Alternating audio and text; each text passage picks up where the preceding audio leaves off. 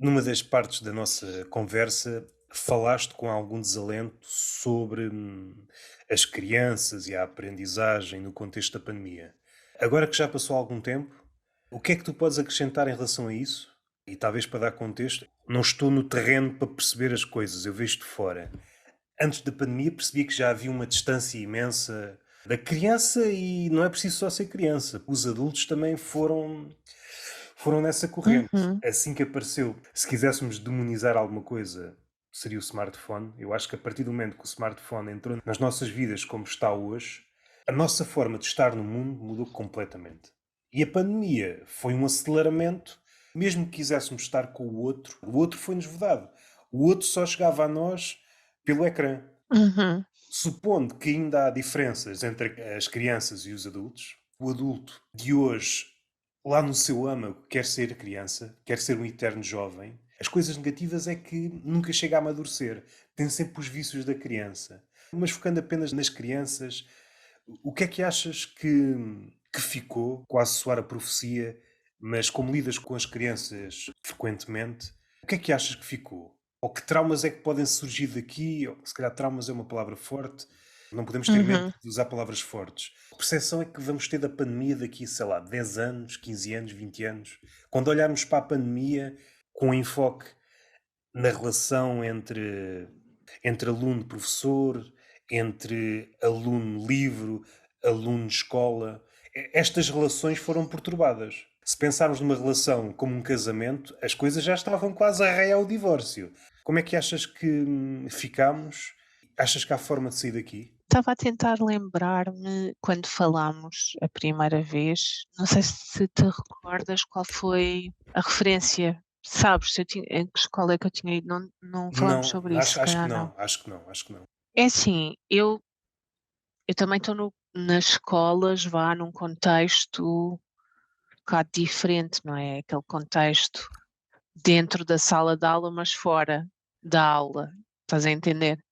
Não consigo também avaliar a parte de como o aluno está em sala de aula, porque quando eu vou, eu ou o pessoal que faz workshops, vai para tirá-los dessa formatação. És a parte fixe, és a parte aliciante que acontece na escola.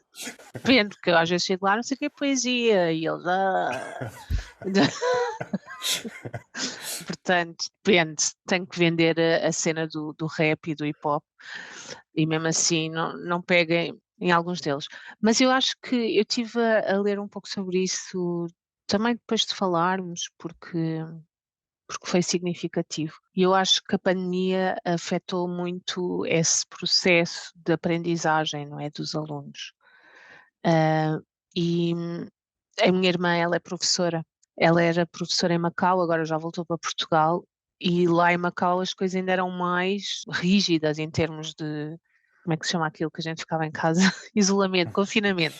Era o confinamento, era Sim. muito mais rígido, acho que ainda é, não é?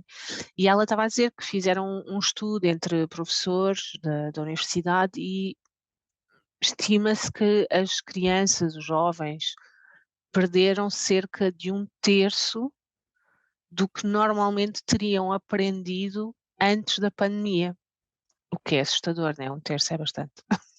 Muitas crianças ainda não recuperaram essa aprendizagem que perderam no início da pandemia.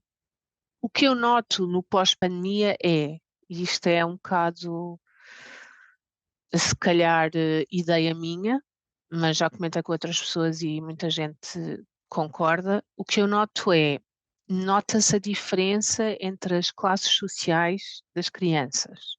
A criança que mesmo com a pandemia foi acompanhada em casa, não é? E que teve se calhar uma estrutura familiar que lhe permitiu: "Ok, perdi a minha aprendizagem, mas tive apoio, então recuperei mais rápido". E a criança que não tem essa oportunidade, porque a mãe mesmo com a pandemia tem que ir trabalhar para as limpezas às 6 da manhã, né. Nota-se muito isso. Depois é as idades, por exemplo, eu estive numa escola em abril, maio, fazer uma atividade sobre o 25 de Abril, portanto foi abril, mas foi pós 25 de Abril. E era com alunos do nono, décimo primeiro e 12º. Então, os do 19º e 10º que estão agora com os seus 14, 15, em 2020 teriam os seus 11 anitos, não é? E os miúdos mais velhos, em 2020 teriam os seus 14, que é a idade que os mais novos têm agora, estás a entender? A diferença é abismal, porque os miúdos mais novos, que agora têm 14, estão muito mais dispostos a experimentar coisas. Porquê? Porque se calhar a pandemia apanhou aquela fase ainda da brincadeira, então claro que é triste brincar sozinho em casa, não estar com os coleguinhas, mas quando voltas para o espaço da escola ainda tens aquela inocência e queres é tudo de uma vez, né? O pessoal que já tem os seus 17, 18 agora, teve uma fase que eu acho que é super crítica de um adolescente isolado, onde a única escapatória era aquilo que estavas a dizer, que é o ecrã, o Instagram, o TikTok, que se calhar salvou muitos deles, né? A gente não sabe. Mas notas que a predisposição deles para experimentar coisas novas, já não há aquele interesse, tipo, não preciso disto. Eu tive uma pandemia em casa e aprendi, se calhar interessei-me por política através de um canal do YouTube, tipo, não quero saber do 25 de Abril agora na escola. Estás a entender? E Então eu por acho acaso, que também a idade contribui muito para aquilo que tu avalias.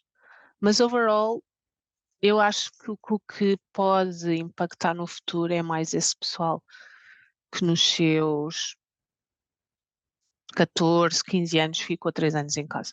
por acaso não estava a pensar nisso. Também tem que ver com o meio à minha volta, com pessoas que eu conheço e que têm filhos. Os pequenitos, quem estava na primária, as mães sentem que foram quase anos desperdiçados. Pois eu não tenho muito contacto com os miúdos da primária, não faço ideia. Pois. Só isto já é tenebroso. Além disto, são as várias greves dos professores, têm o direito de as fazer, mas as implicações que isso tem nas crianças. Estamos a pensar na mesma coisa, só que uma idade crítica no que toca Uhum. à aprendizagem. Tu estás a pensar em idade crítica no que diz respeito à vida. Sim, Desenvolvimento, sim, sim, sim. social. É. Os anos da primária são críticos. Críticos. Sim, sim, sim, sim. Há sempre exceções. Se tiveres uma má experiência na primária, acabou. Não há Sim, hipótese. sim. Não há hipótese. Tu, enquanto ser, em relação com a informação, em relação com os livros, em relação com o conhecimento, nasce aí. A negação ou o ódio àquilo que se apresenta à Uhum. tua frente pode nascer exatamente na primária. E aquilo que há pouco estavas a dizer, não sei se dá para tirar grandes conclusões em relação à pandemia, mas se tivéssemos que adiantar uma, seria aquilo que tu disseste, as fronteiras entre os ricos e os pobres. Ficou Hum, claríssimo. Ficou claríssimo. completamente, sim. Sim, porque o Covid e a pandemia, né, aumentou, não sei se aumentou, talvez tenha aumentado, mas evidenciou as desigualdades educacionais, não é, entre crianças, porque existem diferentes origens socioeconómicas, não é? E é óbvio que uma criança, lá está, que vem de um meio classe média alta, vamos chamar-lhe assim. Eu continuo a achar que existe a questão de classe, mas pronto, isso é mais político. Não há nenhuma luta que não passe por aí. Uma luta a sério tem que passar É, por aí. Senão nem vale a pena. Que conquistas é que tens quando. e houve uma coisa até muito engraçada, eu estava-me a lembrar que eu também, pegando o exemplo da minha irmã, que é professora de letras, não é? De português, o que ficou também muito claro é que os miúdos, durante a pandemia, aumentaram as suas capacidades a nível de matemáticas e números e etc. Habilidades mais ligadas às letras perdeu-se. E se calhar tem muito a ver com. E é impressionante, né? A minha era ao contrário. Eu, matemática, Sim. sempre fui zero. Letras era dá-me palavras. E agora inverteu. É engraçado, não é? Era preciso saber a relação das crianças, dos jovens. Estamos a falar de contas. Eu acho que a forma de tentarmos perceber isso é que contas é que estamos a falar, porque há um ponto a Uhum. partir do qual as contas tornam-se muito complicadas à falta de melhor termo. Aquilo que eu queria dizer é, exige, o ponto aqui que me interessa é o teu compromisso em relação àquilo que está à tua frente. Exato. Não sei dizer. Quando eu olho à volta e vejo, seja crianças, seja pessoal mais velho, aqueles que estão aptos para tentar mastigar aquilo que está à sua frente, só acontece quando é servido em pequenas doses. Eu sou bom a trabalhar com pequenas doses. Quando me dão uma dose muito grande, seja uma dose de leitura, seja uma dose de matemática, epá, o que é isto? Tenho que conseguir dar uma garfada e perceber o prato todo. Se eu não consigo perceber o Uhum. prato todo de uma garfada, esquece. Sim, sim, Ah, sim, sim. isto é válido para qualquer uma das disciplinas. À medida que vais caminhando, as coisas tornam-se mais corpulentas, tornam-se mais densas, tornam-se labirínticas até. A matemática é sempre cumulativa. Tu podes passar para o passo seguinte, mas só consegues dominar o passo seguinte se souberes tudo o que está para trás. Senão nem vale a pena. Uhum. Para te movimentares também nas letras, também. Talvez não seja tão claro, mas acho que também. E a minha dúvida é sempre essa. Parece que estamos talhados, seja pela internet, seja por esta vida de ecrã, esta vida de ecrã, consumimos pequenos trechos, e as redes sociais são a prova disso. O que bate são pequenas coisas, pequenos poemas, pequenos vídeos, pequenos trechos de comédia, tudo a tender para o trailer. O trailer Yeah. é cheio de momentos espetaculares, não pode haver momentos parados. E eu sinto que a maioria de nós já anda assim na vida. Nós queremos coisas pessoas, e pessoas formato trailer. Queremos só pessoas em formato trailer. Estou-me a rir por causa disso, porque é mesmo isso, e eu ando a pensar nisso ultimamente. Tu só queres pessoas em formato trailer. Imaginando, eu estou a esticar o raciocínio, isto pode ter muitas falhas. Num primeiro encontro com alguém, a pessoa apresenta-te o trailer. Muito fixe. E só explosões e os melhores momentos. Yeah. E caraças! Tu vais percebendo o Vendo o refugo. filme. Vais vendo o refugo. Aquilo que não aparecia no trailer. É pá, isto é chato como a caraças. E a maioria Eu não. estava era a pensar, tipo, às vezes eu apanho aqueles reels, não é? Do pessoal, tipo, a fazer comida, e eu fico fodida, meu. Ai, posso ser, não é? Podes à vontade, à vontade. Ok. Porque eu quero ver que merda é que eles estão a pôr ali, é tipo, cebola, não sei o quê, malagueta, e eu, tipo, ter pause, estás a ver? Para apanhar a merda da receita. É bué, tudo, calma, podes respirar. E então há um que, que faz as cenas bem rápido, mas velocidade, não é? Que no TikTok dá para editar isso tudo. E depois no fim manda com o pano da louça para a câmara e não sei o quê. Grande violência para fazer um Mas rolo de isso. carne. Sim, sim, sim, sim. Sim. Mas nesse caso, como acontece em vários casos, é claro que há muita gente que vê vídeos de comida, um prato qualquer, sem intenções de fazer, mas há pessoas que o fazem. Um vídeo que se apresenta como é um guia para fazer determinado prato. Se eu fizer isto lentamente, não tenho público. Então vou fazer isto rápido. Quando eu faço rápido, deixa de ser um guia, porque é tão rápido que as pessoas não conseguem segui-lo. Este lado é fascinante. Eu acho que as pessoas querem saber como é que se faz determinada coisa, seja na fotografia, seja no vídeo, mas as pessoas não têm tempo, Mas não sabes têm que eu uma vez atenção. chateei-me com o Instagram por causa disso. Porque tinha aquelas coisas do Stories, façam uma pergunta não sobre o quê, já não me lembro. E o pessoal fez e eu depois ia responder e gravava, só que aquilo tens quanto tempo? Nem sei. Não sei se agora é um É minuto, bem acho. segundos. E Antes era 15, pá, acho eu. eu a gravar mesmo, respondendo aqui, piriri, acabou. E eu, foda-se, olha, apaguei tudo, chateei-me, já não falei com Não ninguém. me deixam falar. Não me deixam falar. E não me deixam falar. Não esquece. Talvez seja mais grave na malta mais nova. Tu só consegues falar ou só consegues relacionar em trechos de 15 ou 30 segundos. Isto está-me a dar bem piada desde que eu estou a fazer grandes filmes. O pessoal não Verbaliza. sabe falar, estás a ver? O pessoal só sabe grunhir já. Não tem E tempo a processar frases. encontramos o modus operandi da sociedade, mas manifestações disto, quando tu percebes alguém a falar, pode ser um político, pode ser um ativista, seja quem for. Se calhar tens que pôr pausa no discurso porque é tão rápido que não percebe o que é que ele está a dizer, mas se tiveres esse trabalho, deixa lá ver o que é que ele está a dizer, percebes? Ele não está a pensar. Ele está a sacar, não sei se consciente ou inconscientemente, coisas que ouviu e está a juntar tudo. Estas são as palavras-chave. Eu, quando falo neste assunto, esta palavra tem que vir. É só um churrilho de palavras que ele acha que gera uma falsa empatia. Yeah, Tu não queres chegar ao outro. Como é que eu consigo lucrar de alguma forma? Mas, exatamente. em última instância, no Olha que isto capítulo. vai abaixo. A gente volta. Ah, eu vou Não, preocupada, eu é traumatizado. Vão-me cortar a fala, meu. aqui não é tanto, não é 15 segundos. Não sabes se gostas desta cena toda do speed up trailer.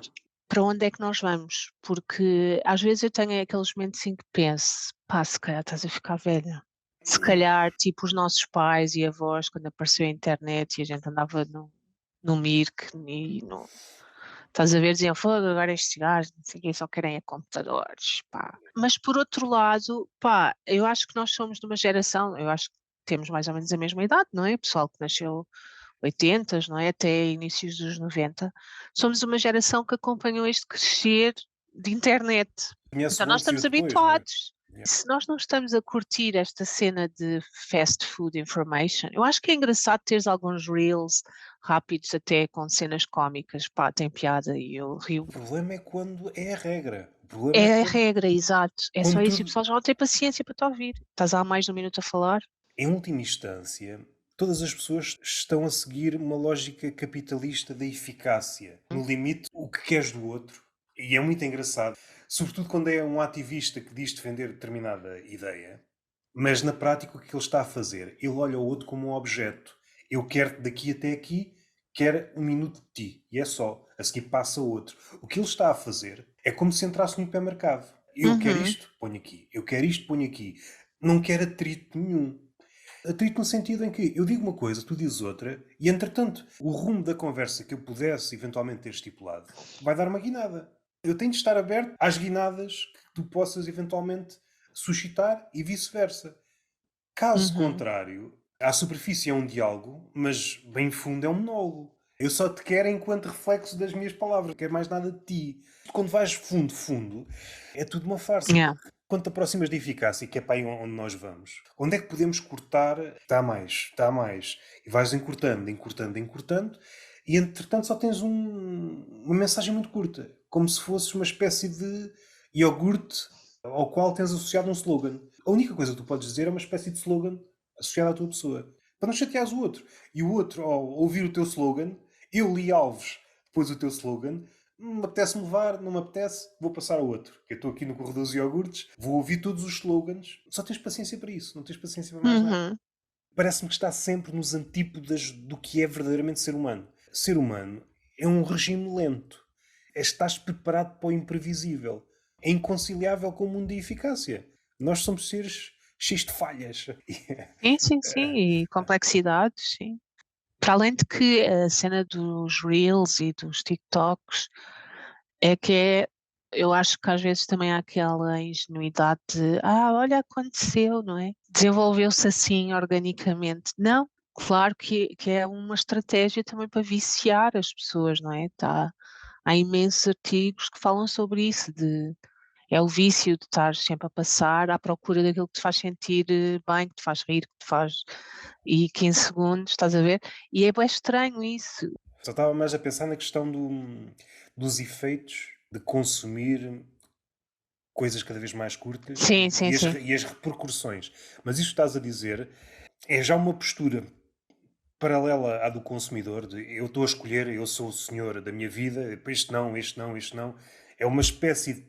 É propositado, né? Sim, é propositado, mas nessa posição é como se fosses o senhor de um mundo que não existe, na tua cabeça Claro. existe. É transformar o mundo numa espécie de Tinder. Este não, este sim, este não, este sim, este. Põe-te quase num pedestal. E em última instância, tu não estás a avaliar nada. É que não estás mesmo, não. Não é? E sabes que os efeitos desse aceleramento, porque é isso, nós estamos a acelerar e às vezes convém andar devagar para chegar mais longe. Ou mesmo para Eu não chegar a noto, lado nenhum, ou mesmo para não chegar a yeah, lado só nenhum. para estar, né? Só para estar.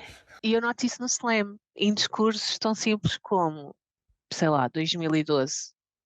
Quanto tempo é que eu tenho? 3 minutos. É isso, não dá para nada. Agora é o contrário, 3 minutos, mas posso dizer mais do que um poema em 3 minutos? Tipo, what? Não, é só não tens uma coisa para já não precisas de gastar os 3 minutos, é 3 minutos máximo. É uma coisa que tem acontecido muito, 3 minutos é bué. Quando há 5 anos era É engraçado. Sim, mas faz todo o não sentido. é? Que giro. Sim. Giro, estou a dizer giro para não dizer merda, mas pronto. Há coisas que tu consegues passar em formato reel. Claro, 30 segundos. Mas quando queres passar uma ideia mais complexa, precisas de mais tempo. yeah. E nós estamos a chegar a um ponto em que só queremos coisas muito curtinhas. Queremos muito curtinhas. Ou então sucede um fenómeno que é: nós queremos falar das coisas mais complexas, mas num formato mais curto. Yeah. Não, é impossível. Saem assim uns Frankensteins assim um bocado estranhos. Por isso é que vês o mundo como está, né? Não há diálogo, não é impossível, tipo, é tudo atalhos de pensamento, ninguém fala. Nós já falámos sobre isto na última conversa, Já, né? já. Mas as Então pessoas não estamos a ficar falam velhos, sobre as já estamos a coisas. repetir as coisas. Não, porque eu sinto muito isso até, pá, com o pessoal amigo meu. de há anos que a vida depois acontece e que a falar de certos temas, principalmente quando tu falas de questões socioculturais ou estigmas, não é, sociais, tu não podes dizer: "Ah, pois sim, é sempre é tudo a mesma merda". Estás a ver, esse atalho de pensamento de exemplos que eu estou a pensar são todos maus e podem depois ferir suscetibilidades, mas não há aquela paciência e vontade de falar sobre o assunto, de estar errado. Acho que as pessoas não querem estar erradas, não Se conseguem pensar nessa hipótese de se calhar não estou a pensar bem. Estás a ver? muitos erguem a sua identidade à volta de certezas. A partir do momento que dominas a certeza dessa pessoa, essa pessoa depois entra em conflito. Se eu sou aquilo que eu acho que sou, estás a pôr incertezas neste edifício, às tantas não sou nada. No que diz respeito à arte, eu acho que é aplicável também vá à vida cotidiana. No capítulo da arte, e sobretudo na poesia, eu acho que houve aqui uma diferença quando se fala hoje de identidade e as várias facetas. Eu acho que houve aqui um corte com outra ideia que me parece muito mais frutífera, que é aquela ideia do Walt Whitman contém multidões. Eu acho que esta ideia é muito mais carregada do que, Uhum, mesmo que o poeta seja bom a falar de si próprio ou de um grupo restrito. Às tantas, se descascares o verniz, percebes, isto é só a biografia do eu. Isto é só uma desculpa para falar de ti. Nos comediantes que vão para o lado mais ativista, percebes? Não, arranjaste aqui um subterfúgio para falar de ti. O outro não interessa. E o que interessa verdadeiramente na arte é ir em direção ao outro. Esta ideia do Walt Whitman contém multidões. E esta poesia, ou esta arte, acho que é aplicável a toda a arte do eu, tudo gira à volta do eu. Vou vestir a pele do velho do Restelo, mas parece-me que houve aqui um retrocesso enorme. No meu particular, eu gosto muito mais de coisas do lado do contém multidões. Outro caso, o Fernando Pessoa, até porque o Álvaro de Campos uhum. é devedor do Walt Whitman. O mundo é muito mais vasto se pensares assim. Há muita gente dentro de mim a tentar batalhar. É para aí que vamos. Mas dando alguns passos atrás, há pouco estávamos a falar na pandemia, na leitura, e acho que houve uma pergunta que ficou mais ou menos em aberto no que diz respeito ao incentivo à leitura. Achas que é Uhum. possível inculcar num putinho que já olha de lado para os livros, não quer saber desta porcaria, isto faz-me mal aos olhos, com algum jeito. Podes não encontrar logo à primeira o teu tipo de livro, mas procurares é capaz de encontrar qualquer coisa que te agrade. Uhum. Achas que é possível? Ou melhor, possível há de ser sempre e impossível também há de ser sempre. Há sempre pessoas que é possível trazer para o mundo dos livros, ou expandindo mais para o mundo da arte, ou para o mundo do conhecimento, mostrar que há outro mundo além do mundo que é mostrado nos ecrãs. Seja um livro, seja um poema, seja um filme. Aquilo que ele mostra, além do objeto que está contido nesse objeto de arte, é a possibilidade de repousares. Aquilo que há pouco estávamos a falar, num reel, num TikTok, num formato muito curto, pode dar uma mensagem, mas não te ensina a outra mensagem que é a possibilidade de abrandares. Exato. E É te como se dar tempo de interpretares aquilo que tu quiseres também, né? esta mudança de velocidade. O nosso mundo é veloz. Entras em contacto com um livro, com um poema, o facto de estares a conversar com o poema, mudas de velocidade. E só esta ideia de é possível viver com outra velocidade. Isto é um ensinamento tremendo. É possível viver num mundo com outra velocidade. Até vou sair para Uhum. o mundo e começar a olhar todas as pessoas de novo, porque isto deu-me outra visão das coisas.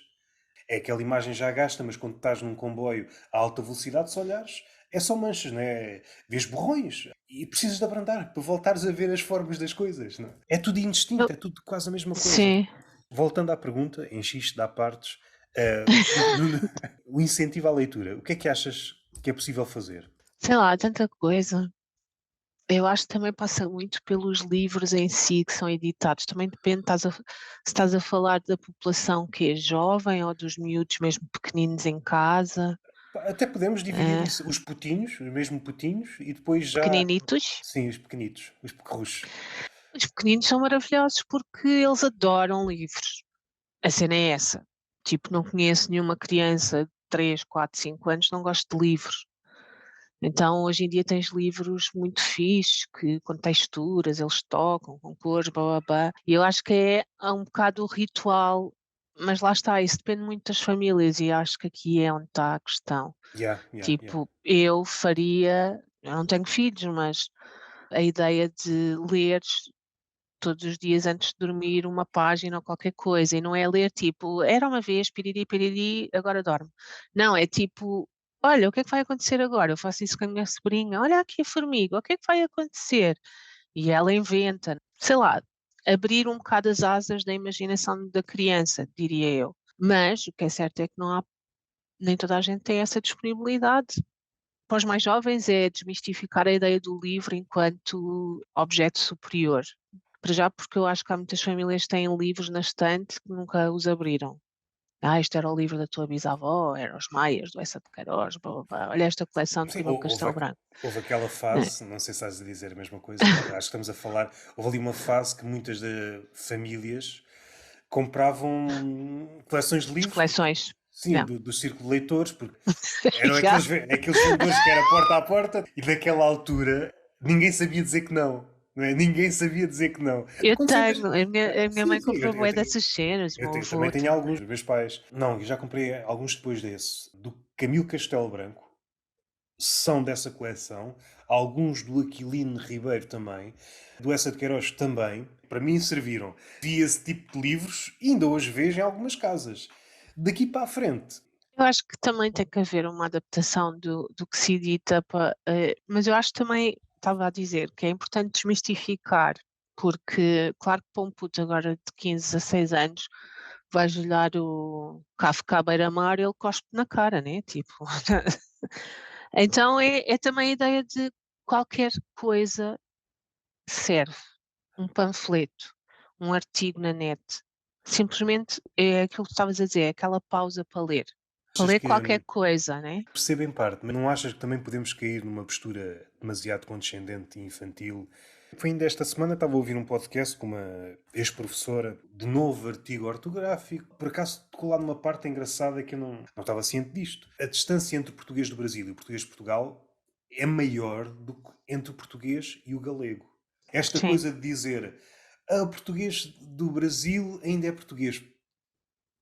Às tantas já não é. Às tantas já é outra língua. Há já muitas diferenças e a tendência é para se tornar outra coisa. Os jogos políticos, e ela conta porque esteve lá desde o início, envolveram muitas pessoas que nada tinham que ver com a língua, ou melhor dizendo, viam os assuntos da língua de fora. Eram Uhum, burocratas, eram pessoas com uhum. folhas de Excel. Não se preocuparam realmente. Não era para aqui que eu queria ir. Eu queria para outro episódio.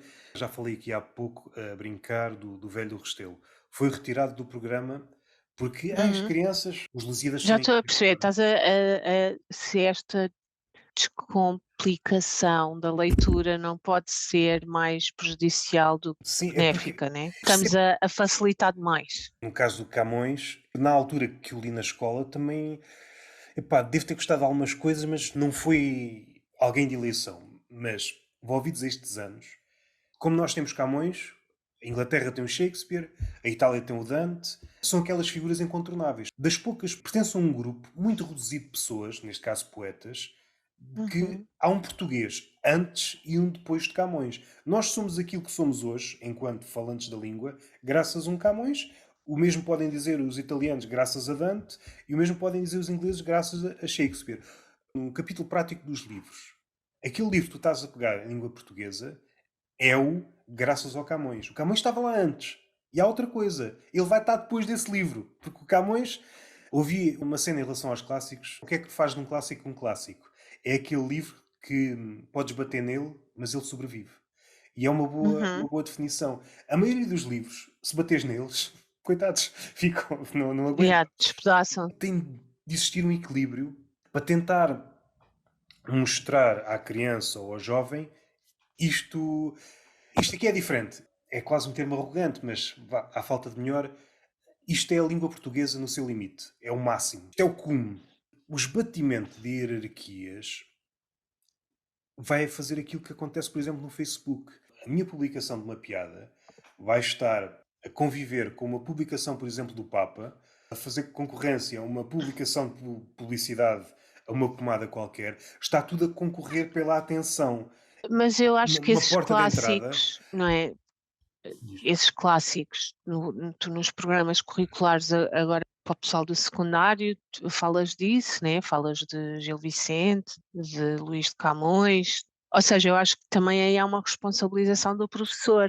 O professor tem a responsabilidade não só de ensinar, educar, mas de, estimular e de motivar o aluno a compreender e a interessar-se pela matéria, porque isto é uma luta de há anos, né. Eu acho que depois a leitura em casa, eu não a vejo como agora pega aí no clássico, para tu entenderes o que é a nossa história ou a nossa tradição literária. Eu não vejo isso, porque isso para mim é a escola. A escola tem esse papel, se calhar é um bocado estúpido eu estar a pensar assim, mas eu vejo mais em casa, tu dás a liberdade à pessoa de entender aquilo que tu estavas a dizer de o que é que eu gosto de ler, mesmo achando agora que eu não gosto de ler, né, Há a piscina dos pequeninos e depois há a piscina dos grandes. dos grandes, sim. Enquanto leitor, antes de entrar na água, estás a ver as duas. Uhum, E o facto de vedarem a piscina dos grandes dá a ideia de só esta piscina dos pequeninos. Eu sou o rei na piscina dos pequeninos. É pelo menos dar a possibilidade. Há aqui a piscina dos grandes, mais ali à frente há o oceano. Há várias funduras. O que uhum. pode criar aqui uma espécie de arrogância. Eu, com este livro, que é feito à minha medida, eu sou senhor do mundo, porque o mundo de um livro mais curto é um mundo mais simples. É possível dar o salto, há pessoas que não dão o salto a nível de livros, Sim, mas mas por exemplo, tu tens putos, estou a dizer putos com maiores carinhos, mesmo, mas mesmo. Imagina, tens miúdos que estão numa de: "Pá, estou-me a cagar, eu quero é ouvir, tipo, a minha música, estou bem na cena do trap ou do rap", estou a usar isto como exemplo. E por acaso há um livro maravilhoso sobre a história do hip hop, como é que nasceu, de onde é que vem, ligado ao movimento civil dos Estados Unidos da América. Esse miúdo, se pedir a um pai ou uma mãe: "Ah, eu quero este livro". "Ah, não vais agora ler esta merda, não sei o quê, só o pessoal do gueto". Há muito esta ou ai, então compras o livro, né.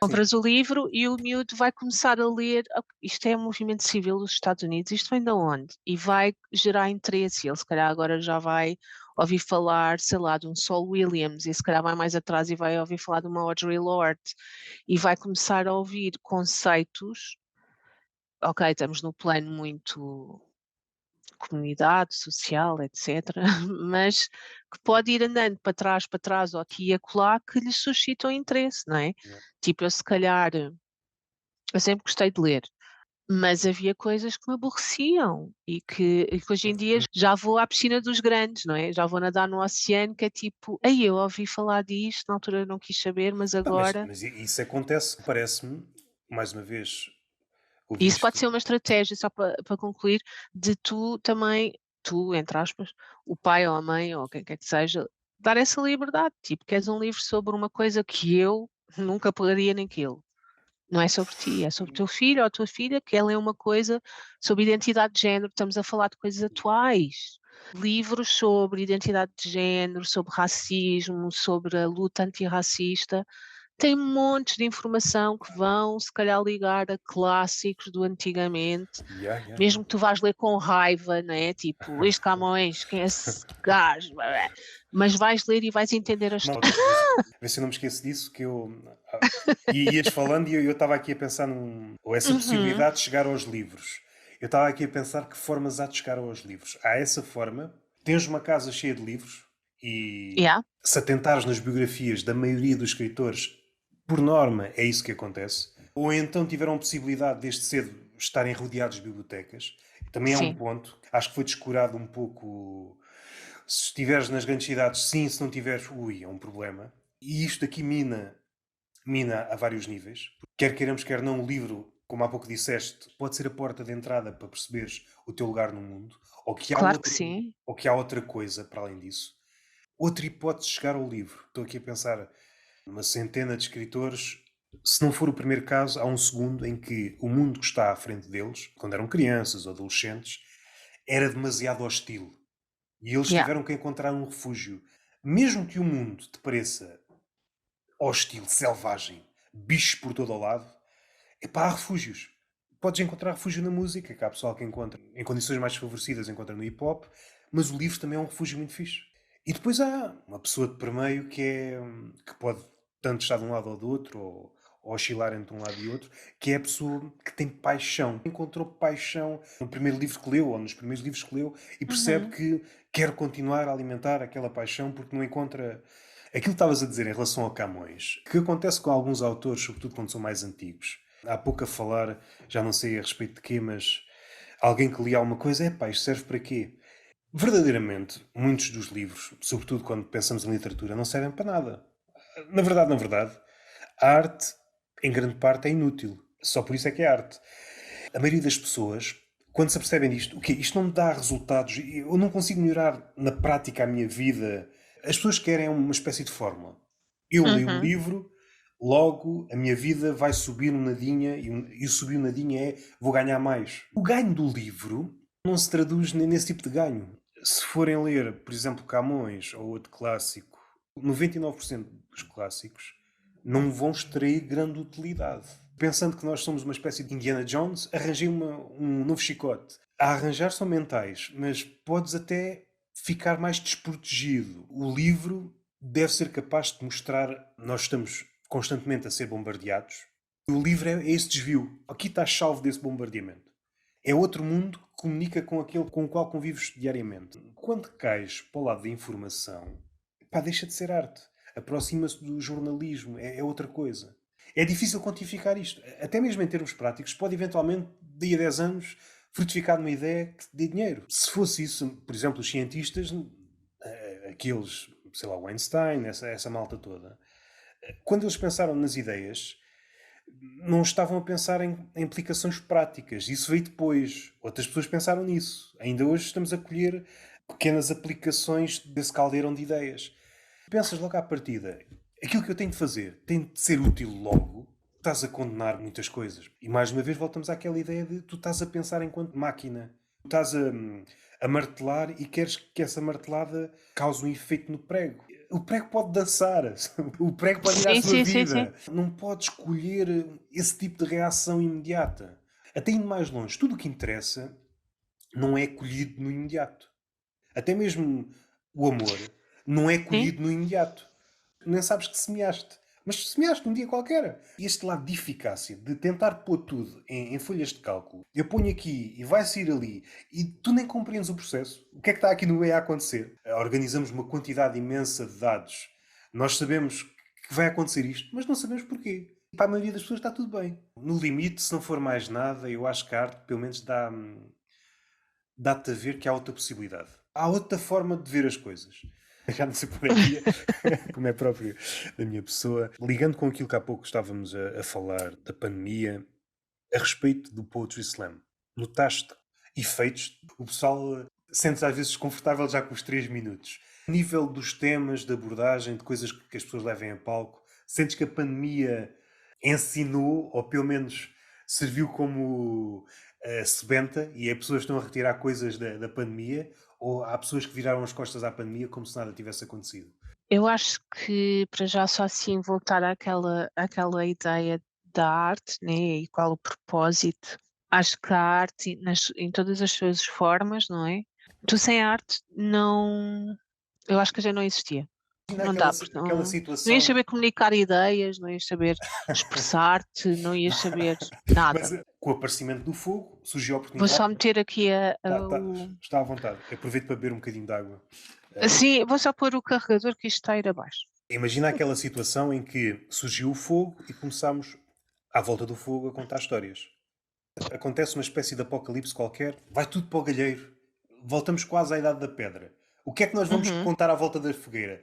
Folhas de Excel? E olha-me estes gráficos! Não é? Olha-me Claro que este. não, Não sim, é? sim. Há uma história, não te sei dizer em que livro é que está. É sobre os judeus. Eu não sei se é no Antigo Egito. Pá, eles foram alvo de várias Uhum, perseguições e é mais o Holocausto. Mas há uma história uhum. qualquer em que eles estavam a ser massacrados. E há um grupo de judeus que, em vez de salvar outros judeus, está a salvar livros. Depois, quando confrontado, porquê é que não estás a salvar pessoas e estás a salvar livros? Pá, se eu não salvar as nossas histórias, de que é que me serve salvar as outras? Depois não Estás tenho a nada ir para contar. exato, Não mas tenho, é que não tenho. estás a ir, de encontro àquilo que eu ia dizer, que é para a arte não só ensina-nos a expressão, a nossa expressão, não é? A pensar o mundo, a imaginar. como também é uma forma, para além de ser uma forma não de terapia, mas terapêutica, não é?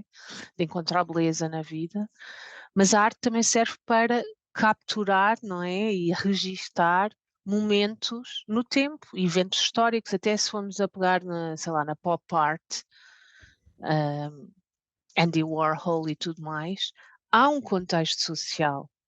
Era aquele otimismo do pós-guerra, não é? Dos anos 50, 60, lá dos Estados Unidos, né? Aquele boom de consumismo. Portanto, há aqui muita história que pode vir através de um quadro qualquer do movimento pop art. O barroco, o gótico, são registros de uma época. Então é isso que tu estás a dizer, né? O que é que vais fazer? Vais deitar os livros todos fora, então perdes o registro de tudo.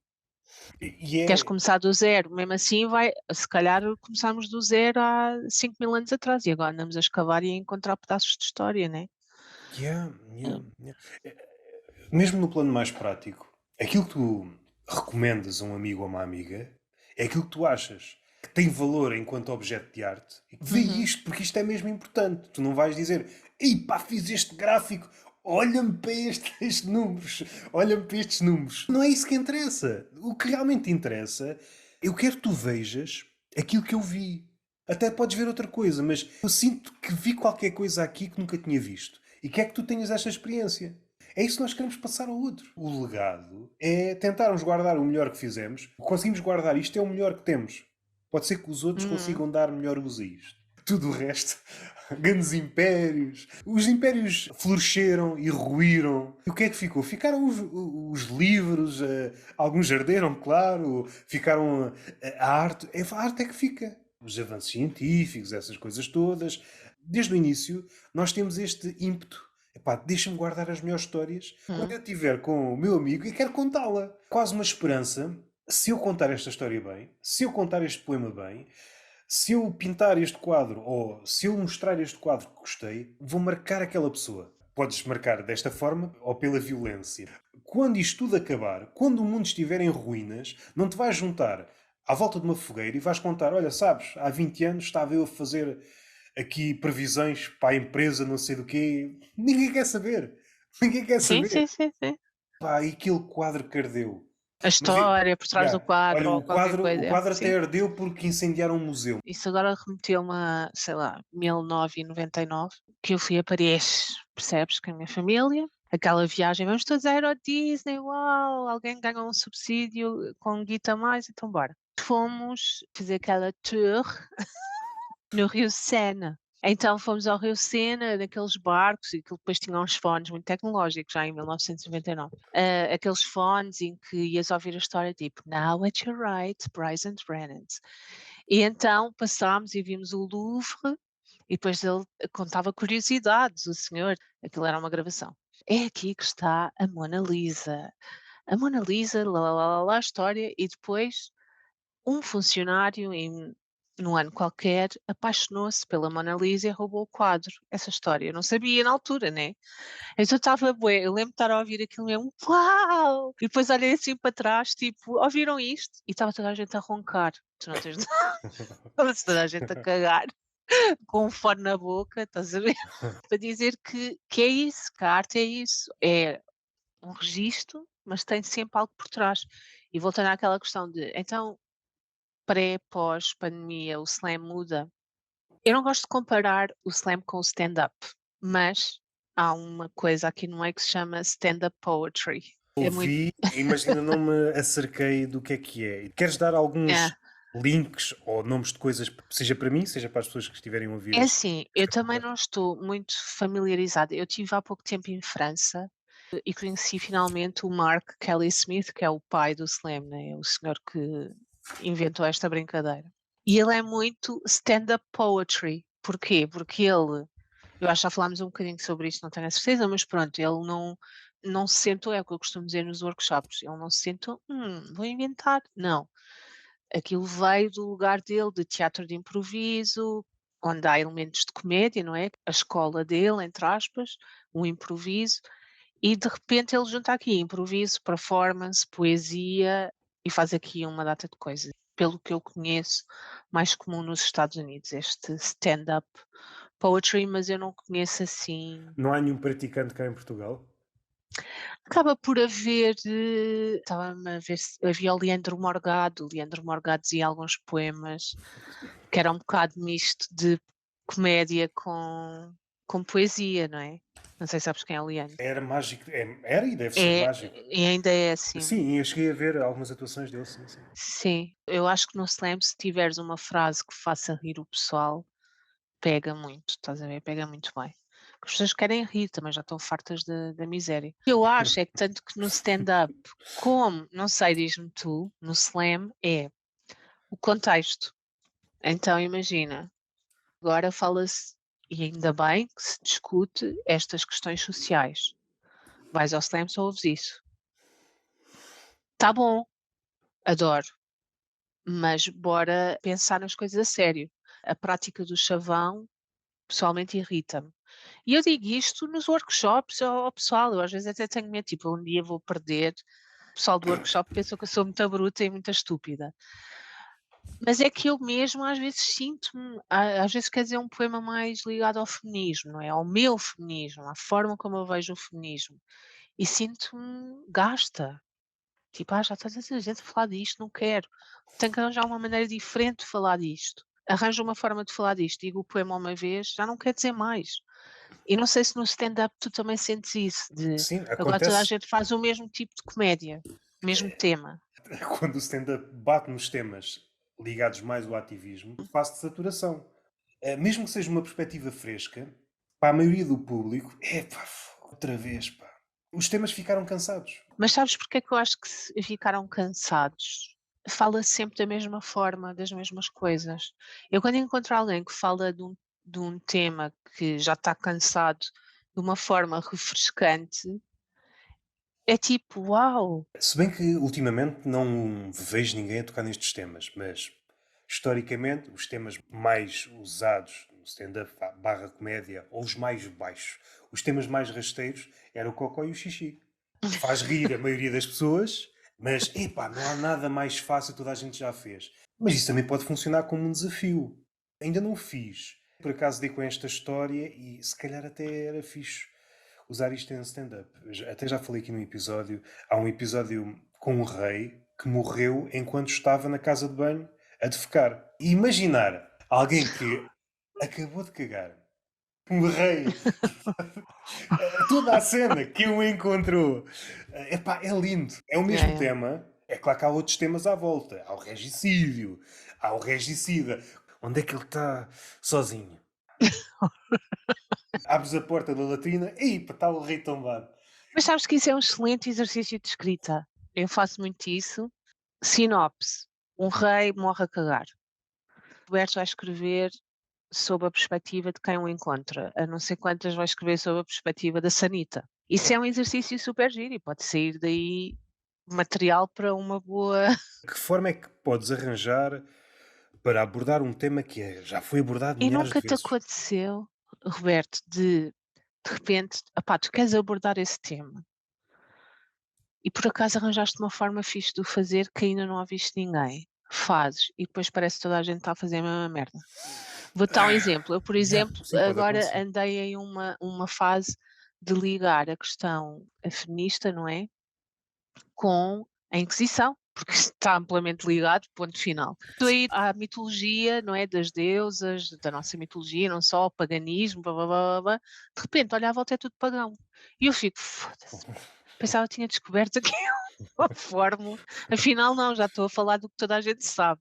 Nem é do que toda a gente sabe, eu pensava que tinha arranjado aqui uma forma de fazer chegar a mensagem, mas essa mensagem já está tão espalhada afinal e eu não sabia, que já ninguém me está a ouvir, então vou ter que arranjar agora outra forma. Mas isso é a Disseste minha que insatisfação, né? as heranças do Estado Novo e aquele sentimento, ou melhor, aquela postura pidesca que a maioria das pessoas ainda parece que tem em relação ao outro. Pá, deixa-me controlar. Isto existe, mas antes disso tivemos vários séculos de Inquisição. Ou seja, Portugal teve aqui muito tempo para trabalhar esta denúncia baixa. As mulheres, grupos minoritários. Em Portugal há uma grande tradição. Normalmente focamos-nos na ditadura, mas antes da ditadura, umas Ah, a centenas de anos tradição religiosa, sim. da Inquisição. Isto é sempre a mesma coisa. É sempre a mesma coisa e não é. No cerne é a mesma coisa. Às vezes torna-se mais subtil. Antes lançava-se verdadeiramente ou literalmente bruxas, que não eram bruxas, mas passavam por bruxas, à fogueira. Hoje a fogueira não é, a maioria das vezes, literal. É uma fogueira. É outra fogueira fi- metafórica, sim. e o processo é o mesmo. Esta ou este é estranho. Epá, se calhar é melhor lançá-lo. O processo de linchamento continua a existir. Continua. Quando nós estamos a pensar, o ser humano é bom, o ser humano é mau. Não sei se chegamos ainda a uma conclusão, mas o que podemos ver é há muita gente a retirar regozijo em ver um linchamento a acontecer.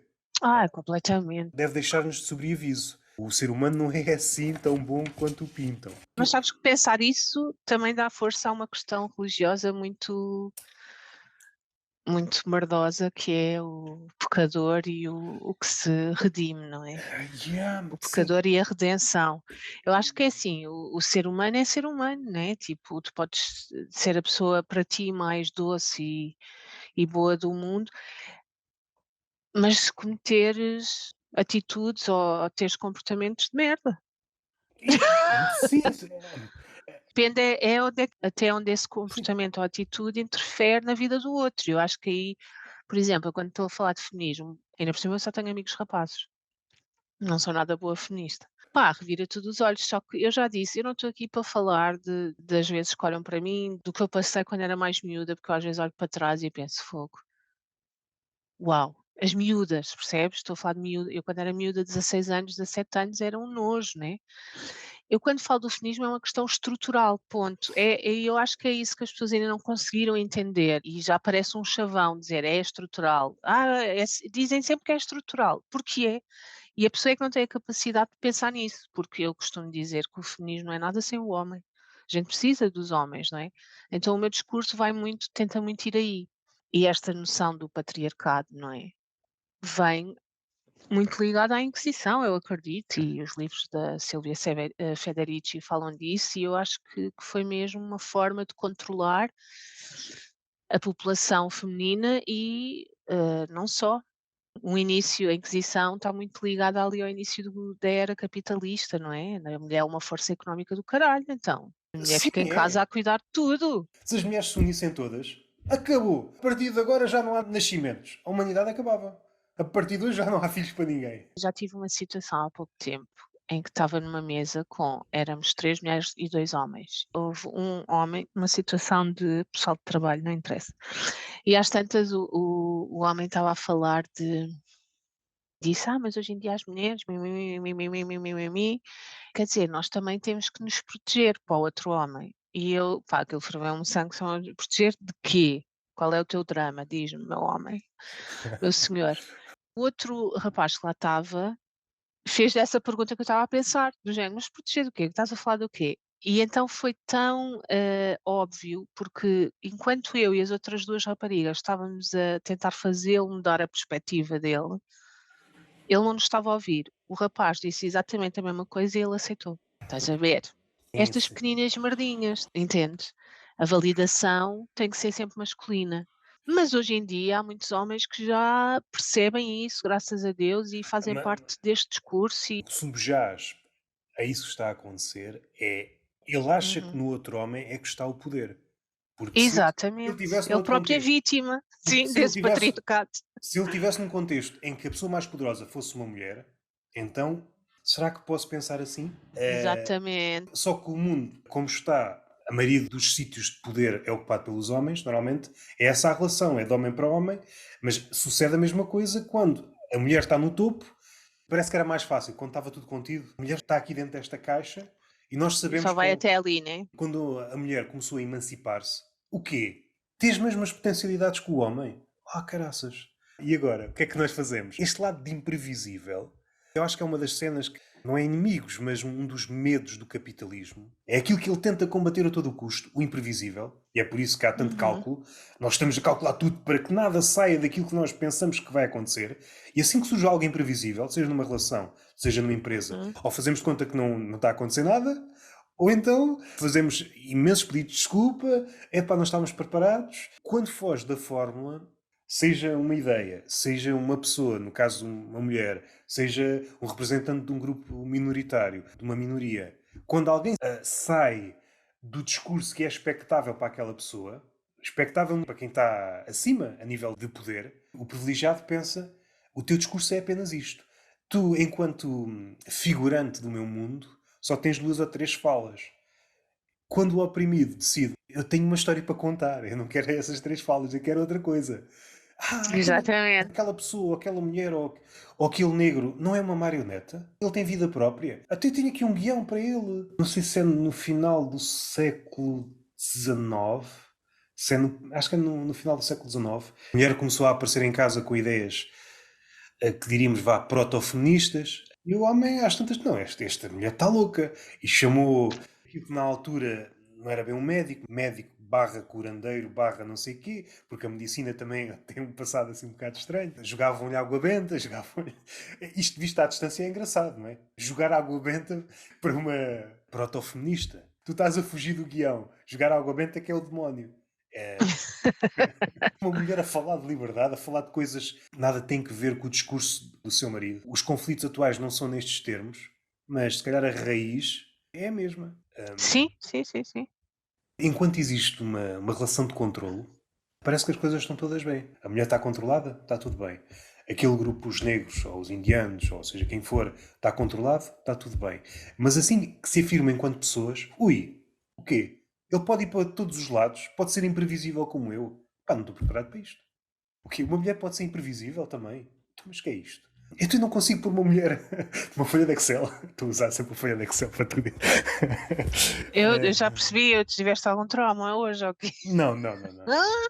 E eu acho que, acima de tudo, o que ajuda a pensar o feminismo, porque também há muito. Eu não me importo com o feminismo, só não gosto quando é aquele feminismo histérico e pê, pê, pê, pê, pê. Eu também não gosto do machismo histérico e estou sempre a levar com ele, né? E tipo, ainda há muitas que levam na tromba com o machismo histérico. Então eu acho que é um bocado tirar essas ideias de essa associação da mulher que é louca, que está com o período e que não sabe o que é que está a dizer, que está desequilibrada, não é?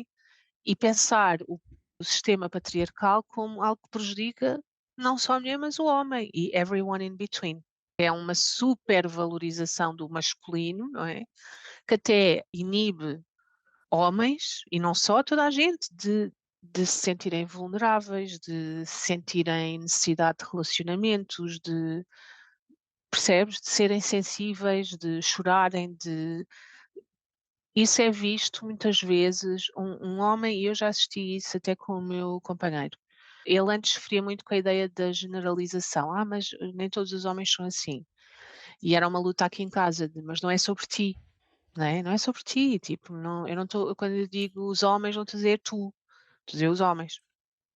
Mas eu não gosto, mas não tens que gostar, filho. Tipo, Mas, sorry, baby mas girl. E ele agora já percebe, estás a ver? Ele agora já entende e já começou a perceber, calma, isso também me prejudica a mim. E eu se calhar sentia-me assim, porque não me identificava com esse padrão, não é? Patriarcal, que no fundo também sempre me inibiu de ser quem eu era, porque ele é uma pessoa que nunca chorava, estás a ver? E que nunca falava das coisas que realmente o afetavam, porque foi educado num meio que, pá, isso não é para falar à mesa, meu. Escreve num diário e mete mas, debaixo da cama. apesar de tudo o que se fez ou o que se faz, eu sinto que a maioria dos homens, e nem sei se tem que ver apenas com essas. Há homens que dizem que não conseguem chorar. Eu dou-lhes uma chapada a ver se eles não choram. Não, não, a sociedade tenta passar a imagem de que o mundo é perfeito. E eu noto, sobretudo quando vamos ali para o campo das influências, que não sou só perfeita, tenho o meu lado mau. Mostram um lado mau, fazem uma espécie de curadoria. Ou seja, há sempre aqui um cálculo. Isto é inconciliável. Na vulnerabilidade não há cálculo. Eu vou chorar aqui e até aqui. Tu és vulnerável ou não és? Não há meios vulneráveis. É a vulnerabilidade e a parte disso é também a responsabilização do homem, né? Que não, hoje em dia acho que já tende a mudar, mas a gente também não pode olhar só para o nosso quintal. Aqui em Almada os homens realmente já estão muito Almada não é um mundo.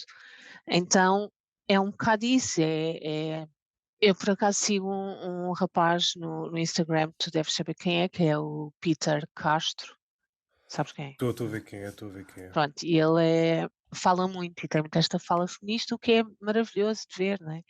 E ele fala muito disso, do homem, mas eu acho uma graça ao mesmo tempo, que é, ele pode dizer isto, ele pode dizer que o homem é um porco que não sabe limpar a casa, né? Vão Mas isso aprender a cozinhar, mas se mas for eu a dizer isso, é tipo, esta gaja está louca. das conquistas Desculpa diz, diz, interromper-te, diz. não disse isto no sentido de ele não devia dizer, não, ainda bem que o diz, graças a Deus, estás a ver? Tipo, ainda Não, bem, não, e mas mesmo aquilo que há o pouco sonho é disse, equilibrar o discurso, aquilo que sim. disseste por 2 vezes, o não gostar, deves aprender a conviver com coisas que não gostas. Exatamente. Tu podes estar a ouvir aquilo, ok, não gosto, mas aquilo existe. Mas pronto, nós estamos a entrar aqui num território mesmo nada a ver com slam nem poesia, Roberto. Estás-me Como a matar. estamos a percorrer caminhos minados, mas ainda não pisámos mina nenhuma, acho eu. Acho que ainda Não, aquela frase que se vê muitas vezes.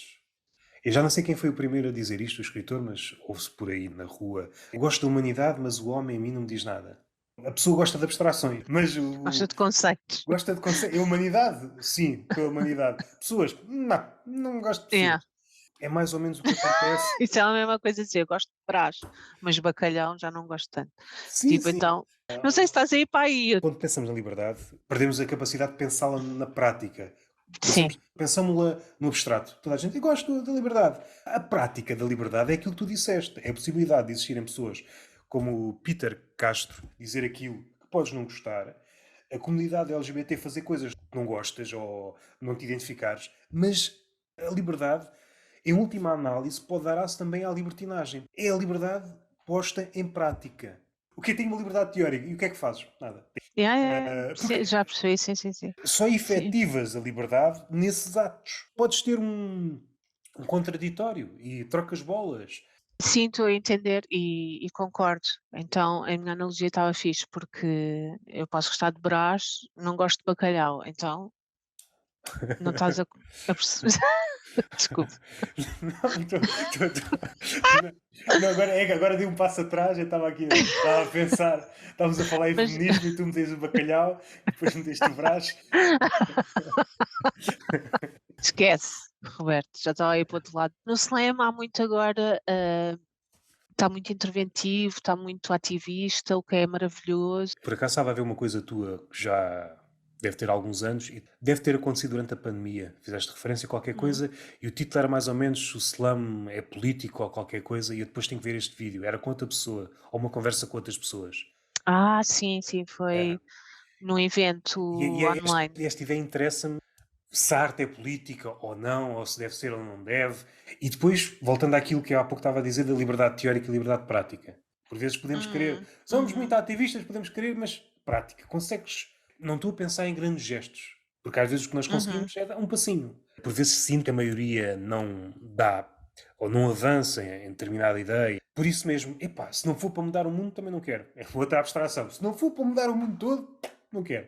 Poetry Slam é político, ou deve ser político, não deve. O lado prático chega a concretizar-se em atos no mundo real. Sim.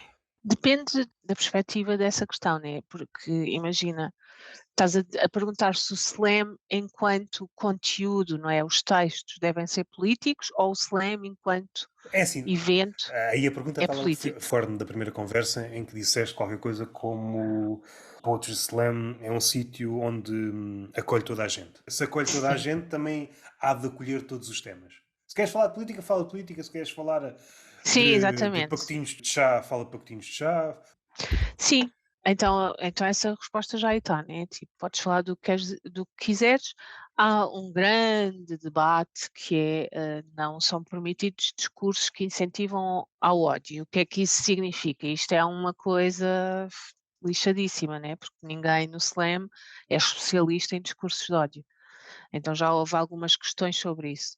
Mas pronto, vamos passar isso à frente, senão ficamos aqui até às 10 da noite. Mas o Poetry Slam, enquanto espaço político, para mim existe. Porque quando tu tens um formato de um evento, não é? Que invade bares, restaurantes, óperas. Eu estive numa ópera, numa cidade francesa, a ver pessoal, Badger, estás a entender? espaço onde não é suposto tu estares, não é suposto ali o Zé Manel da Charneca da Rapariga pisar um palco de uma ópera nacional, né. Então isso para mim é um ato político. Só o facto de tu abrires uma porta sem escolheres quem é que pode entrar. Que revolucionário, né. E estás a mostrar a uma data de outros eventos ou correntes que não é preciso que aqui não elitizamos. E depois não é só isso, eu acho que tem a parte da democratização da poesia que é fodida também para o poeta, porque é que tu pisas num palco e estás sujeito a uma votação. Ainda na semana passada eu estive num slam onde estavam a dar notas 3. Até eu me estava a sentir mal enquanto MC, tipo, por amor de Deus, não façam isso, né? Só por a pessoa estar aqui um 5, pelo menos. Então, como é que a pessoa lida com essa pontuação de um público que eu, enquanto organizadora, eu não vou controlar, né? Tu é que tens a responsabilidade de fazer chegar a tua poesia, tal como no stand-up, não é? A pontuação é as gargalhadas e os aplausos. A responsabilidade é de quem? Do público? Vais culpar o público que não percebeu a tua piada? Ou vais perceber onde é que poderias ter feito diferente e se calhar na próxima? Então isso também é um bocado revolucionário, não é? No sentido de podes entrar, mas a gente não vai estar aqui a beijar-te os pés, pelo contrário, vais partilhar a tua poesia e vais chegar ao outro, é tua responsabilidade. E aí é onde se diferencia o poeta do slammer. Eu acho que também falámos sobre isso, que é o poeta normalmente culpa o público, o slammer culpa-se a si próprio, se tiver uma má pontuação. Agora, há pessoas que não se identificam com este formato e não são menos poetas por isso, né, e não são menos importantes por isso, obviamente. Eu acho que aqui o espaço político do slam vem neste contexto de ocupar espaços onde a poesia normalmente não entra, de trabalhar com comunidades, não é? Ir às escolas e de ir às bibliotecas e isso é bastante é uma ação política, porque estás a destabilizar o sistema, não é? Nenhum professor gosta de ver as suas 3 turmas a escrever aquilo que pensa. Então houve uma vez numa escola a gente disse: "Então o tema é coisas negativas, coisas que vocês gostariam de melhorar na escola". Eixe, caixa de Pandora, não tens noção. A professora mandava-nos uns olhares. Mais uma vez entramos É no. que eles foram mesmo com cenas tipo: "Portas da casa de banho estão estragadas". Horrível, ma- mas ma- bom ao mesmo Mais uma tempo. vez, cola com aquilo que há pouco dissemos. Quando vai para a esfera do imprevisível, Yeah, aquilo estava guionado até ali. De repente houve esta interrupção. O quê? Já não sei o que esperar destas crianças ou destes adolescentes. Entretanto, yeah. ficou tudo nervoso. Ai que a gente não sabe o que é que vai sair daqui. E Exatamente. o lado humano é aí que ele reside, no imprevisível. Tudo o resto pode ser Yeah. copiado. Tudo o resto pode ser copiado. Por acaso, eu experimentei Poetry Slam foi quê? Foi em maio? Foste aonde, Lolé? Foi uma experiência assim um bocado. Eu não estava à espera de me ficar tão nervoso porque, Mas tu foste dizer? Ai, Roberto, porque é que não disseste? entretanto, vai acabar. É assim, não ponderei grande coisa, mas não tinha ponderado uma coisa que deve ser essencial, porque a relação com o público não é que os meus poemas sejam muito, pelo menos marcadamente biográficos. Pode ter alguma coisa minha, mas é um processo íntimo. Aí eu só me dei conta quando ia para a primeira sílaba. Estão pessoas. A expectativa. No Mas tu não final, fazes stand-up? é expectável que aconteça alguma reação de quando em quando, não? Uma gargalhada, um aplauso. Ah, ok. E Sim. aquele sentimento estava várias pessoas a olhar. E fizeram o 3, 2, 1, slam e Yeah, silêncio, ou yeah, não? yeah. É, Ok. sim, sim, sim, sim. Fiquei bastante nervoso disto. Os poemas não eram os mais certos para ali, não fiquei ao magoado pelas pontuações.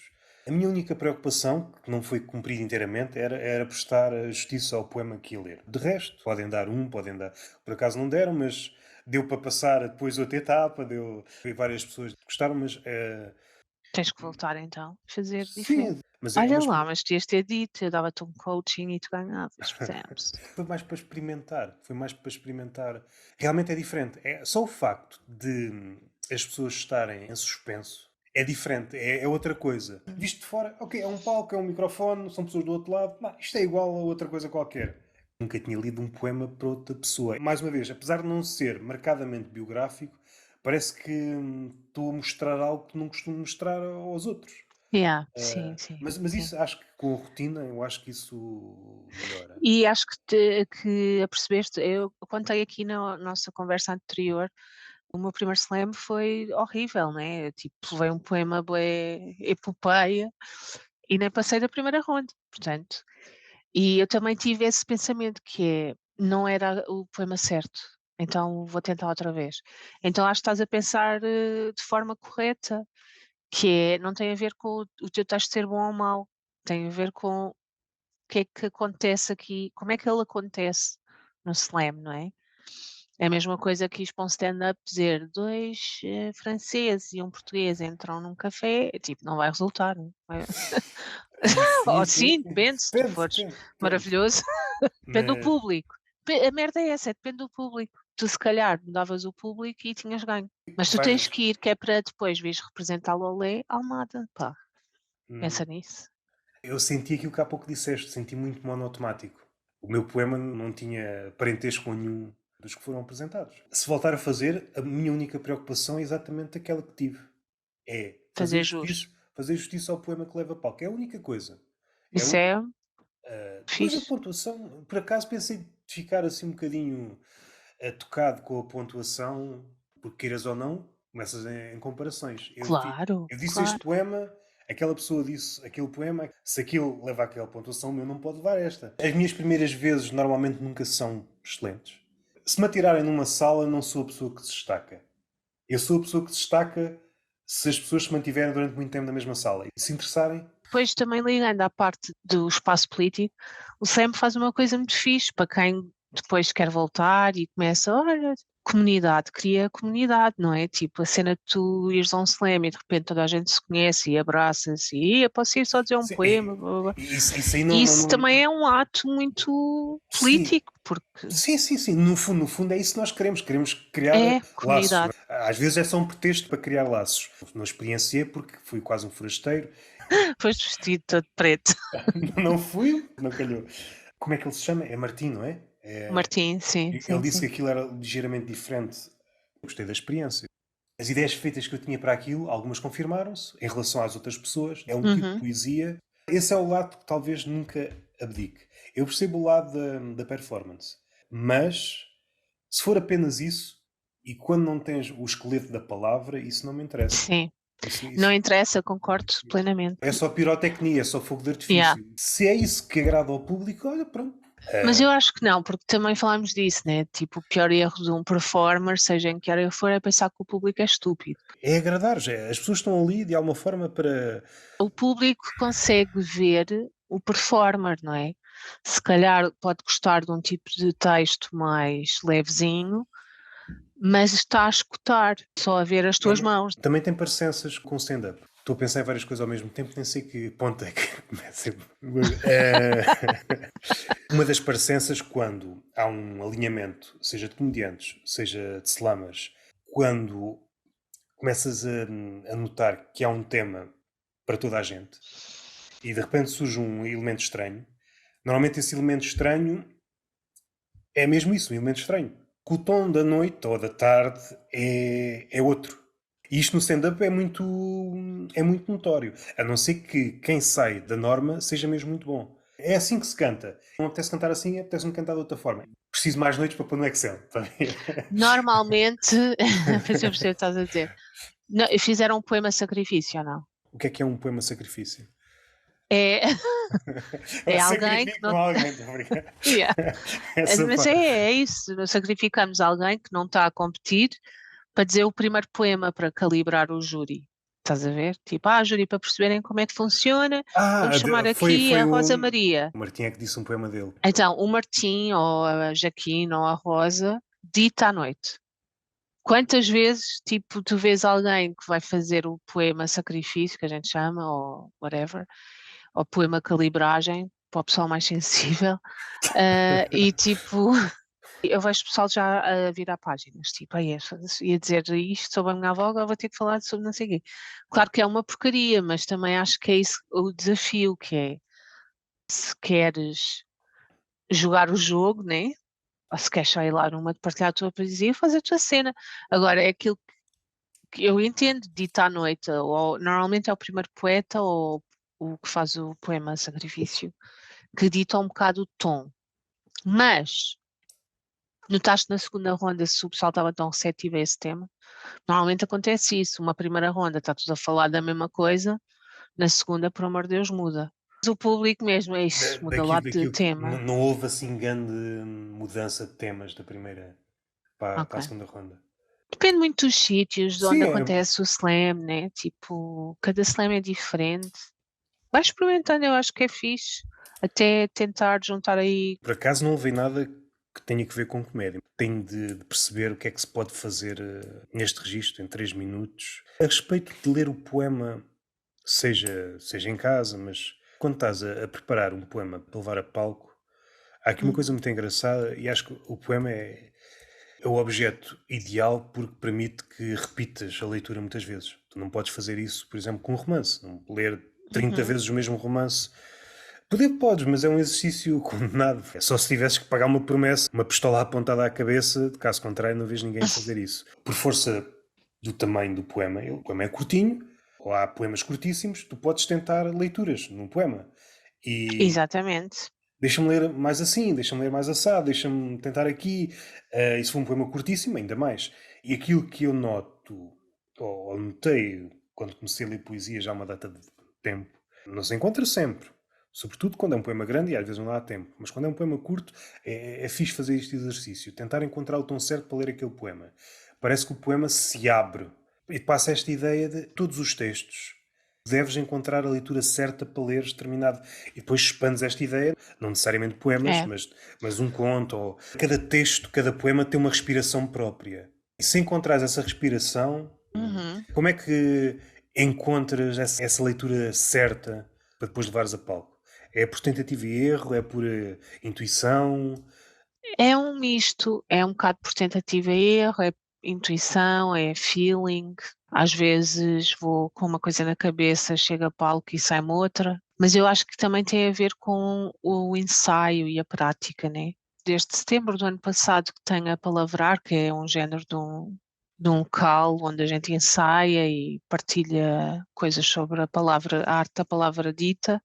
Experimentei coisas que nunca tinha experimentado, que é entender a minha própria respiração, fazer exercícios de aquecimento de voz, dizer o mesmo excerto de poema de várias formas diferentes.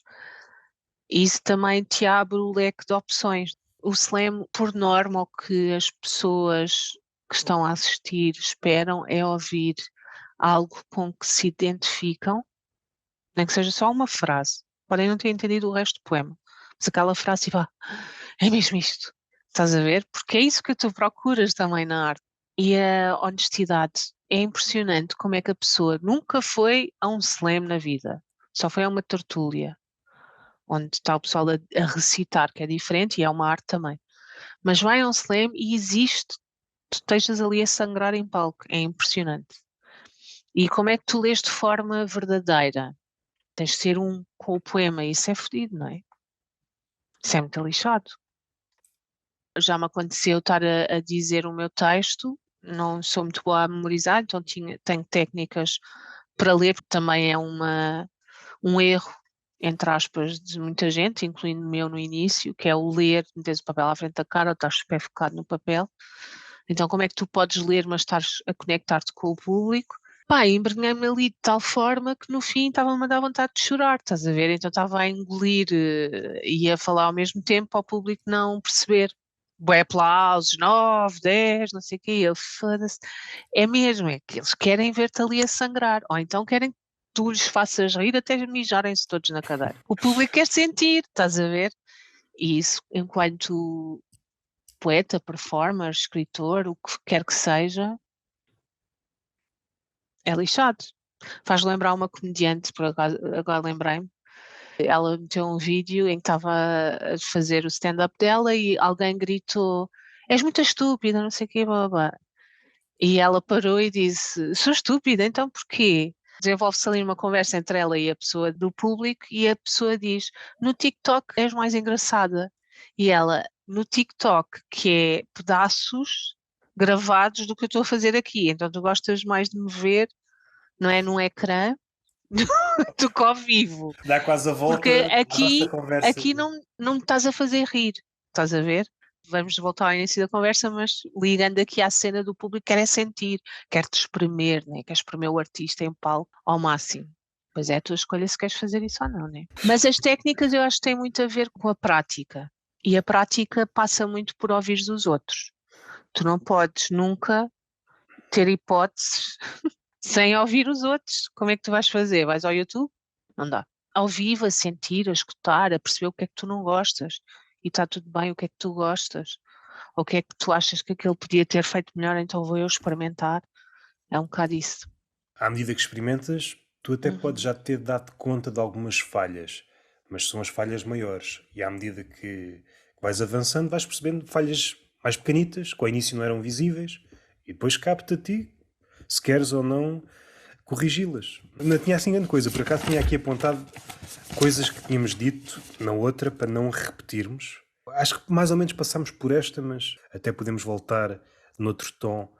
Falámos no contexto da pandemia, mas tocando nela e saindo dela, a evolução do Poetry Slam em Portugal. LOL. Nesta trajetória, começaste mais ou menos quando começou o Poetry Slam em Portugal. Mais ou menos. Sim, Até os dias de hoje, 2010. o que é que cresceu e o que é que minguou? Eu acho que é cíclico, como tudo. Acho que agora estamos numa fase em que o slam em Portugal perdeu assim um bocadinho a força, vá, porque há muitos eventos de poesia. Eu acho que o slam, quando apareceu, foi assim, bah, grande cena, porque não havia tanta oferta. Então, por um lado, ainda bem que há montes de eventos. Por outro, é triste, não é? Porque o slam é um espaço que sim tem a componente da competição, mas que isso serve vários propósitos. Um deles é levar as pessoas a outros países, por exemplo, se tu ganhas o nacional e conheces outros poetas, fazer parcerias, que se calhar de outra forma não conseguirias tão facilmente e gerar essa comunidade.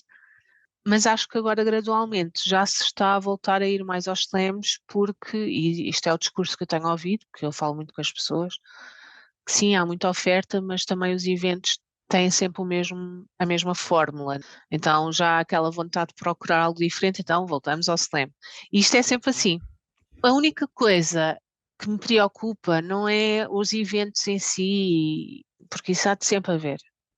É mesmo a falta de apoios. Por exemplo, e vou dizer isto porque eu acho que já temos que falar sobre isto, que é nós desde 2015 que tentamos candidaturas à DG Artes e nunca conseguimos, com um dossiê de atividades brutal, né? Poetas internacionais que já cá tiveram, Portugal a ser representado por pessoas lá fora, porque não há financiamentos para poesia. O Poetry Slam não encaixa em lado nenhum.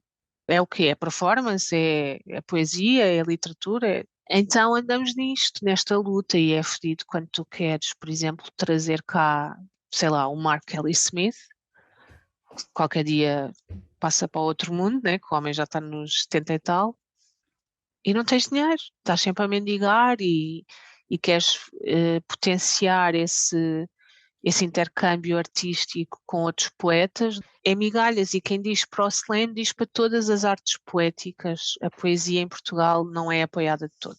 O apoio que existe agora é quer participar na coletânea sobre saudades, a Chiado Editora? E eu, feita parva, disse, sim, eu posso mandar um poema. Ah, o seu poema foi selecionado. E eu, olha, bacana, vou mandar um livro. Não, compras o livro a 25 euros. E é se quiseres. E é se quiseres, estás na Chiado e ele, olha, boa, é este tipo de merdas que existe. Não há apoio ao poeta, não há verdadeiro reconhecimento ao poeta. Há exploração. Exploração do poeta que representa uma narrativa. Isso há desde a pandemia, é uma coisa que eu notei muito. Vamos explorar a pessoa que representa a narrativa do momento. E tu vês isso com aquela poeta dos Estados Unidos, que teve a fazer a slammer, né? E que agora esse poema foi banido das escolas. Então, como é que tu estás num mundo que em Isso 3 anos... Amanda, não é? Yeah, Esse lado do ser banida das escolas, por acaso não sabia. não sabias? Não. É uma coisa mais ou menos Não recente? foi. Deixa-me ver aqui. Amanda Gorman. Não foi de todas as escolas, atenção, Mas, foi mas de sabes a razão?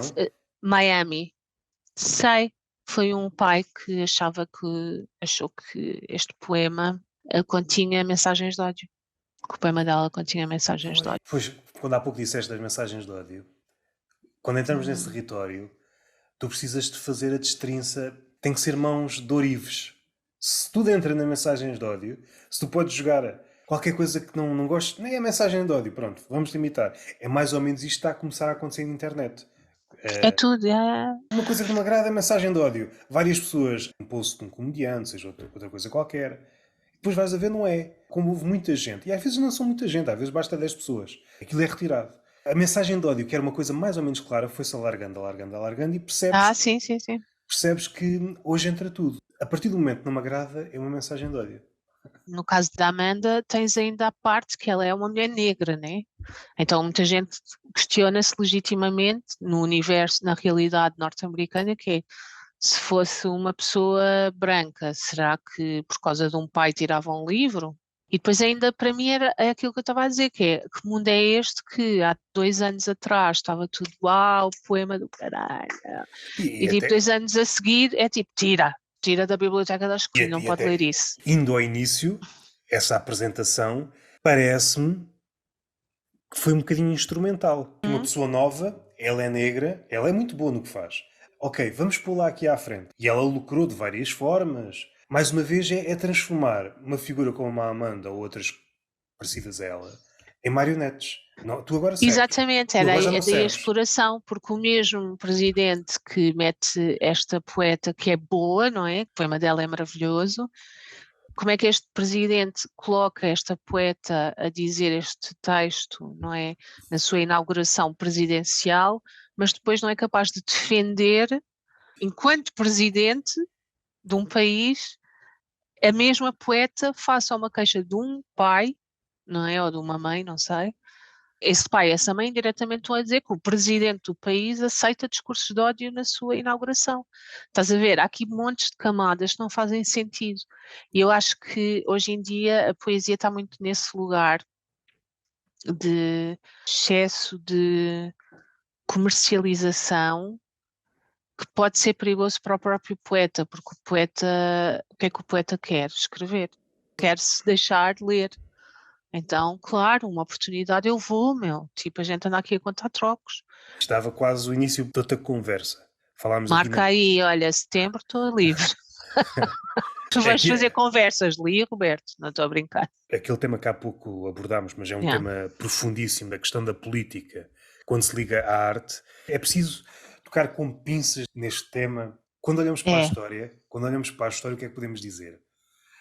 Poemas e os poetas ficaram bem na história. Não é que se tenham aliado mal. Alguns se aliaram a bandidos. Mas não é esse o caso. É que foram uma espécie de instrumento. Serviram e depois sai fora. yeah. Sim, sim, sim. Deste lado instrumental, o poeta deve ter muito cuidado. Ele, no fundo, está a trabalhar também com a liberdade. E ele não se deve deixar maniatar tão facilmente. Depois há outra ideia. Eu já não sei quem é que disse isto. O poeta ou o escritor deve repensar no que está a fazer quando o político leva o seu livrinho para a praia. Se não é indigesto para o político, alguma coisa estás a fazer mal. Se o Yeah. político dá só o luxo de ir para a praia, estender as banhas ao sol, ler o teu poema, epá, tu estás a fazer alguma coisa mal. Deves repensar. Criaste essa imagem, foi? Ué. Muito bom. Lado prático de é preciso fazer dinheiro para comer, não é? Claro. A instrumentalização e a domesticação, quando a poesia e a arte não têm ali um lado indigesto, é tão aguado que o político, que é aquilo, muitas vezes, que é o teu opositor, seja escancarado, seja subreptício, isto é tão indefensivo que eu posso ir de férias ler isto, que isto não me faz nada. Yeah. E eu acho que muita gente também foi para aí, de uma forma calculada ou inconsciente. O que eu faço é tão aguado, É em cima do muro, né? Estou em ou, cima do muro. ou este lado que há pouco dissemos do do eu, de eu, ou o outro lado de vou escrever algo que não magoa ninguém. Tão aguado, tão aguado, Yeah. tão Sim, aguado. sim, sim. Para quem quer escrever poesia, seja o que for, se conseguir imaginar o político a ler as suas coisas. Mudar, riscar e fazer de Não, novo. não, isto não é isto, não é isto. Concordo. E onde é que podemos ver, ou ouvir, ou seguir a Lee Alves? Olha, a Lee Alves agora anda um bocado paradita, né? Porque anda aqui com a palavra para trás e para a frente, a animar slams. O Lacónico, que é aquele meu projeto que falámos, não é? Está um bocadinho parado agora, porque o Cristóvão também anda aí nas novelas e blá blá blá. Está a ganhar o dele, não é? Estávamos a Está falar. a ganhar o dele, obviamente, faz ele bem. Entretanto, agora também está a fechar a época das performances. Qual é o calendário? O calendário das festas é esta sexta-feira, não sei se vai sair, 21 de julho, antes. Eu não sei se sai daqui a 2 a 3 semanas, não sei dizer. Não tenho mais nada para te dizer, porque Vai acaba dia acabar. 21 de julho. Ok, ou seja, em agosto não há agosto produção. não há slams para ninguém, acabou, vou de férias. Mas em setembro vai haver o festival Portugal Slam, que é o festival nacional, que vai ser aqui em Almada, vai ser organizado aqui na minha terra. Ainda não posso revelar muito da programação porque está ainda a ser fechado, mas www.portugalslam.com, não fazemos reels, mas somos for reals, ok? E tu vai participar para vires, faz favor. As datas ainda não se sabe, sabe-se que é em setembro. É 7, 8 e 9 de setembro. Fica já aqui para quem quiser saber. Sim, sim, sim. Também tentei ver, não sei se os teus ouvintes também estão aqui perto desta zona de Almada, mas a Palavrar vai continuar, que é um coletivo que eu estou aqui a coordenar um bocadinho por módulos, não é? Que vai de outubro, e é que eu não tenho o dia, mas começa em outubro até junho do ano que vem, é tipo mesmo uma época, está dividido em módulos, para a gente explorar o que é o slam, o que é o spoken word, o que é escrever através dos teus sentidos, o que é memorizar texto, o que é escrever para palco, meter em cena e depois criar performance e apresentar. Quem estiver interessado pode mandar mensagem para o teu Instagram, por exemplo. Pode. Ou então no Instagram também tem a Palavrar. Mas podem mandar para mim. O meu público é sobretudo de Lisboa e do Porto, é onde estão a maior parte dos comediantes. Por acaso, isto aqui... Tem que haver mais comediantes para o slam, porque o comediante é como o poeta meu. Amargurado. Não é? A gente precisa disso. Mais amargura? Mais amargura? Uma amargura, mas com uma roupagem cómica. Por acaso apontei aqui para ver o stand-up poetry, procurar no YouTube o que é que há sobre isto. Sim, sim, sim, sim. Nos Estados Unidos é onde há bastante pessoal a fazer isso. Certamente há pessoal a fazer as duas. Sim. Há alguém que faz stand-up poetry, faz stand-up ou ao contrário. É assim, se calhar até, por acaso isso é uma coisa interessante, não sei se vais encontrar mesmo stand-up poetry, mas porque acaba por ser pessoal que faz slam poetry, mas cómico, estás a entender? Por isso é que acho que vem daí o stand-up poetry. Vamos investigar. Até pode haver se calhar pessoas que fazem poetry slam dito normal, seja isso o que for, e de vez em quando, hoje apetece-me fazer se calhar um deste mais cómico. Pode também acontecer isso. Há alguma coisa que queiras fechar, que tenha ficado no ar e penses, não, só que eu agora quero-te em Almada, Roberto, por amor de Deus. Vai lá participar em mais slam. Tenho de experimentar outra vez para falhar, tentar falhar melhor. Não foi bom, mas não foi mau o suficiente para não fazer outra vez. Para odiares, sim. Sim, ficou ali no meio. Vamos jantar agora. Mas olha, obrigada a sério mais uma vez por quereres falar comigo.